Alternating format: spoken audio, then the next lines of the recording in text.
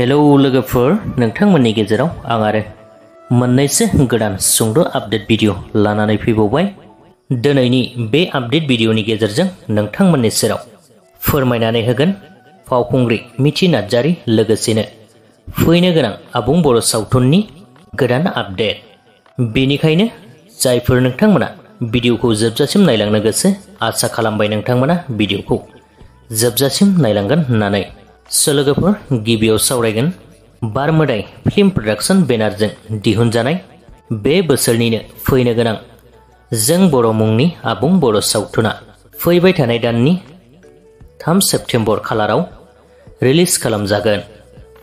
बेनिखायनो जायफोर नोंथांमोना बे सावथुनखौ दिन्थिनो थाखाय साननानै दङमोन, नोंथांमोना नैबे कन्टेक्ट नाम्बाराव सोंहरनानै बुकिं खालामहरनो हासिगोन। लोगोफोर, नेक्स्टआव सावरायगोन फावखुंग्रि मिथि नार्जारी बिथांनि गोदान भिडिअ नायनो थाखाय गोबांथार बिथांनि फलोवार्सफोरा दिनैसिमबो हांखुर जानानै थानायखौ नुनो मोनो। मानोना बिथाङा साननैसो सिगाङाव 15 आगस्ट आरो बिनि सिगाङाव गावनि चेनेलाव फटक आपल'ड खालामदोंमोन आरोना। बेवहाय बिथांनि कमेन्टफोराव जोबोरैनो पजिटिभ कमेन्टफोरखौ नुनो मोननाय जादों। जानो हागौ बिथाङा बेफोरबायदि पजिटिभ कमेन्टफोरखौ मोनबाय थायोब्ला साननैसोनि गेजेरावनो भिडिअबो लाबोनो हासिगौ। आरो बिनि गेजेरावनो गोबां खायसेफोरा गाज्रि कमेन्टबो हरनायखौ नुनो मोनदों। बिनिनो खायसे कमेन्टनि रिप्लाइखौ बिथां मिथि नार्जारीयाबो होफिनबाय थादों। मानोना बिथांखौ गोबांथारानो मोनथिसेयावबो एदावहरबाय थायो आरो गाज्रियै बुंहरबाय थायो।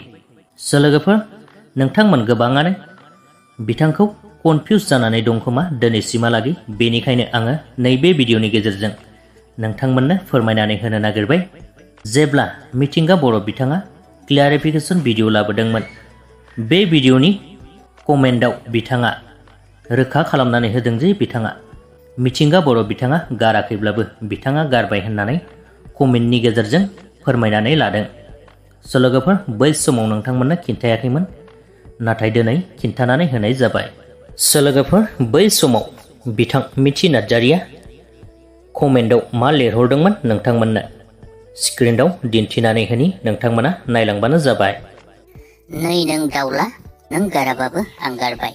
मिथिबाय नोङो माखौ नेबावखो नोंलाय? नों मोजां हौवाबा एथ' थाङै हिनजावखौ जबरजस्ति खालामबाय थाया दाउला।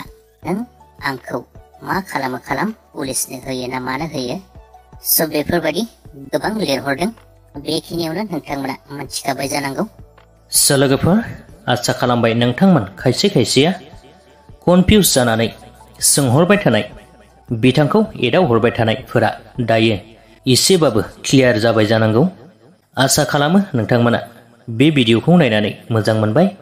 मोजां मोनदोंबा लाइक खालामदो, लोगोसेनो चेनेलखौबो साबस्क्राइब खालामनानै लाब्लानो जाबाय।